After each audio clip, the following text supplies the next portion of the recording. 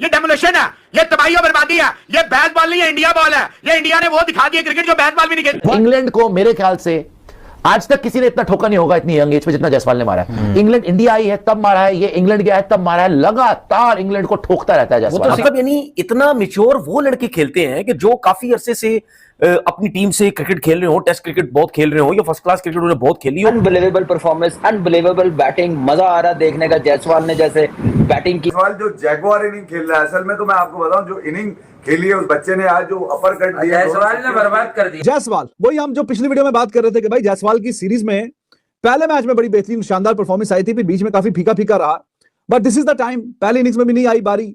अब यहां पे इस तरह की ट्रिकी पिच पे अगर ज्यादा नहीं 3 फिगर अगर रन आ जाए फिर तो मैच विनिंग वो रन हो सकते हैं, लेकिन अगर और इंग्लैंड का जो बेसबॉल का हिसाब किताब है उसका काउंटर अटैक किया जायसवाल ने, बहुत ही लाजवाब वो खेल। क्रेडिट गोज टू यशस्वी जायसवाल जिसने अपनी इस सीरीज का स्टार्ट 100 के साथ किया। वही जायसवाल इस सीरीज को एंड भी करके गया 100 के अंदर। फंस गया है बॉस, इंग्लैंड फंस गया है सिचुएशन पे। यशस्वी जायसवाल जो आज करके चला गया है 23 साल की उम्र में, he is just 23 years old right now.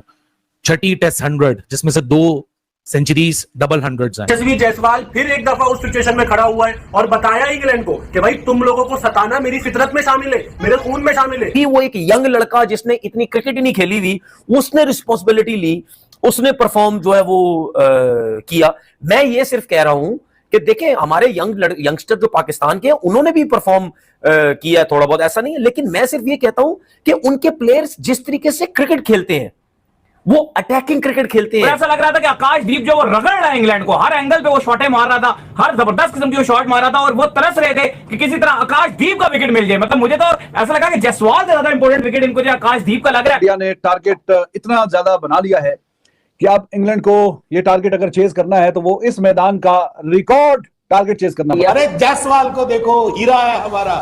मैं तो यकीन करें, मैं आई विश कि मेरा बेटा होता तो कोई जायसवाल जैसा हो।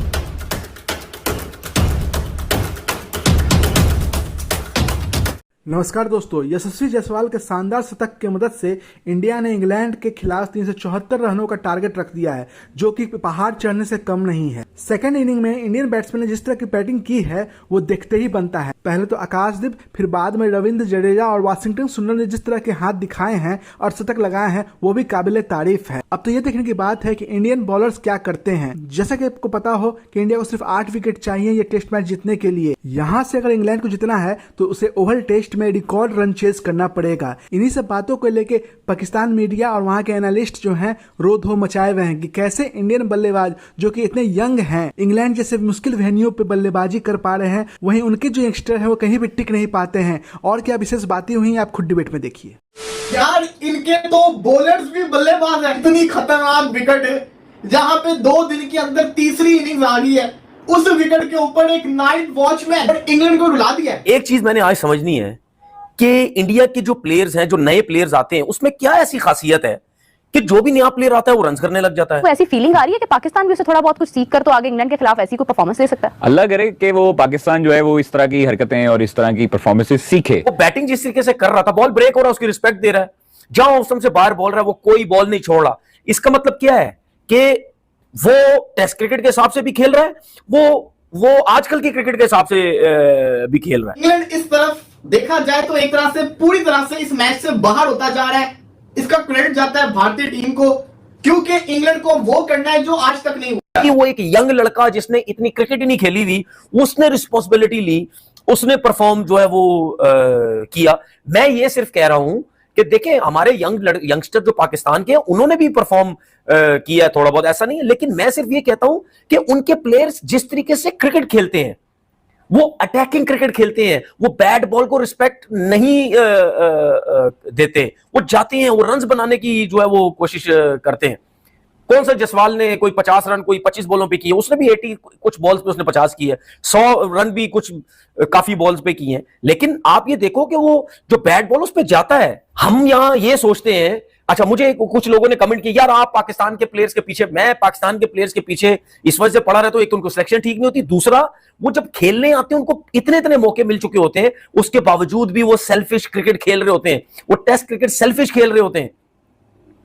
वो बैट बॉल्स को भी रिस्पेक्ट दे रहे होते, उसके बावजूद भी वो अपना गेम खेलता चला गया। इसका मतलब ये है कि इससे साफ एक क्लियर चीज नजर आती है कि भाई उनकी क्रिकेट, उनकी जो कोचिंग, उनके जो प्लेयर्स बनाने का जो तरीकेकार है, कॉन्फिडेंस जो है वो बहुत ऊंचा है। फंस गया है बॉस, इंग्लैंड फंस गया है सिचुएशन पे। यशस्वी जायसवाल जो आज करके चला गया है 23 साल की उम्र में, he is just 23 years old right now. Chhathi test 100 जिसमें से 2 सेंचुरीज डबल 100s हैं। कमाल ये टूर गया यशस्वी जायसवाल के लिए भी, दूसरी सेंचुरी है इस टूर की और साथ में 2 50। भाई मैंने आपको पहले भी बोला था जब इसके स्कोर नहीं आ रहे थे, बंदे की तारीफ तो तब करो ना जब उसकी किस्मत साथ ना दे रही हो, या उसका स्कोर कार्ड साथ ना दे रहा हो, उसका बल्ला साथ ना दे रहा हो। हमने तो आपको सब भी बोला था कि इसकी डक आए या इसके 1 रन आए, सिंगल डिजिट आए, डबल डिजिट आए, 50 आए ना आए, ये बंदा जनरेशनल टैलेंट है। Yashasvi Jaiswal, the kind of exuberance that he is showing at this level only in 2 years of his test cricket, जब से इसने डेब्यू किया पिछले 2 साल से, कोई भी दुनिया का टेस्ट ओपनर, माइंड यू दुनिया का कोई भी टेस्ट ओपनर 37 से ज्यादा एवरेज नहीं करता, and he is operating at 50+ only in last 2 years। 24 test matches में जिस तरह यशस्वी जायसवाल ने अपना लोहा मनवाया है, आज फिर एक दफा जब इंडिया को जरूरत थी, इसके मुल्क को जरूरत थी, इसकी टीम को जरूरत थी, stood up like a warrior since yesterday. Risk खेला, रिस्क लिया, और साथ में एक ऐसी इनिंग्स, इसने ऐसी फाइन इनिंग्स दुनिया के सामने रखी है कि बड़े लंबे अरसे तक आप इसकी बातें करेंगे। क्योंकि अगर आप मेथड देखें इस इनिंग्स का, मैंने आपको लंच सेशन में भी बयान किया था, लेकिन उसके बाद 85 से लेके जो 118 का सफर था, just look at his method to score runs here. आप गेम अवेयरनेस से भरपूर ये इनिंग्स है। ये हालांकि खुद यंगस्टर है, लेकिन ये यंगस्टर्स के लिए एक लेसन देके जा रहे हैं इस इनिंग्स के अंदर, how to approach when the chips are down, how to counter attack against a team जो कि आपको ज्यादा मार्जिन नहीं दे रही है कि आप उन पे कैपिटलाइज। इस तरफ देखा जाए तो एक तरह से पूरी तरह से इस मैच से बाहर होता जा रहा है। इसका क्रेडिट जाता है भारतीय टीम को, क्योंकि इंग्लैंड को वो करना है जो आज तक नहीं हुआ।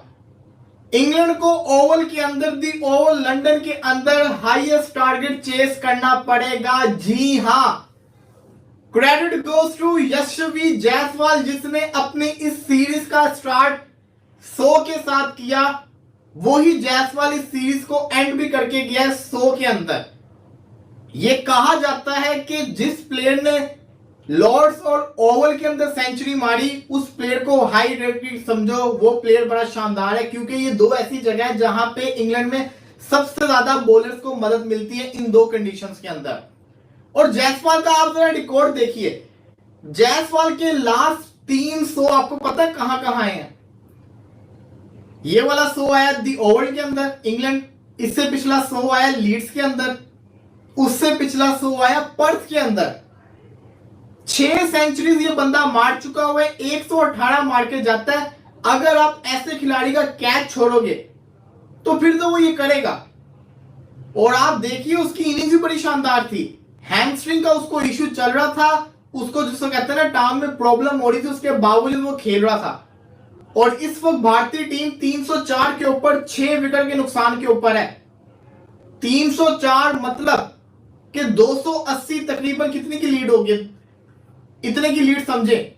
और ये जो लीड है ये भी जडेजा खेल रहा है, सुंदर है, ध्रुव जोरल खेल रहा है, जडेजा खेल रहा है, फिर सुंदर पर है। ये लीड काफी लंबी जाएगी और फिर इंग्लैंड को लग पता जाएगा। क्योंकि इंडिया तो आज का दिन अगर पूरा खेल गया, इसका मतलब है कि 400 बोर्ड के ऊपर लगा हुआ है। उसका मतलब यह है कि कल इंग्लैंड को जिसको कहते हैं ना ये मैच ड्रा तो वो कर नहीं सकता। 2 दिन पड़े हैं, या तो चेस करो या तो हारो। और इंग्लैंड को लग पता जाएगा, क्योंकि हमने देखा है। मैं आपको एक चीज बोल के गया था, आकाशदीप की जो विकेट है उसको, आकाशदीप की जो इनिंग्स है उसको ये मत कहेंगे विकेट सीधा हो गया। उसके बाद आपने देखा किस तरीके से शुभमन गिल आउट हुआ, अंपायर कोहली हुई थी, लेकिन बॉल कैसे अंदर आया था। इंडिया ने टारगेट इतना ज्यादा बना लिया है कि अब इंग्लैंड को ये टारगेट अगर चेज करना है तो वो इस मैदान का रिकॉर्ड टारगेट चेज करना पड़ेगा। आपको मैं बताता चलूं कि हाईएस्ट एवर जो चेज हुआ है इस मैदान में वो 263 रन हैं, और वो भी बहुत ज्यादा पुरानी बात है, मतलब अर्ली 90s की 100 साल से पुरानी बात।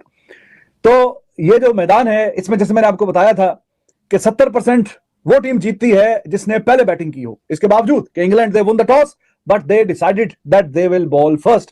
यहां पे चेज करना आसान नहीं, और 30% जाहिर है कि जो चौथी बारी में चेज करते हैं उसके चांसेस हैं। तो 70% और 30 मतलब ऐसा मैदान नहीं है कि आप बोलें 55-45 या 40-60%। तो काफी ज्यादा जो परसेंटेज है 70%, अच्छी खासी परसेंटेज में आती है, वो टीम ज्यादा मैचेस जीतती है। दोस्तों आपको अगर वीडियो अच्छा लगा तो इसे कर दीजिए लाइक। अगर आप मेरे चैनल पर नए हैं तो इसे सब्सक्राइब करके ही जाइएगा। जय हिंद, जय भारत।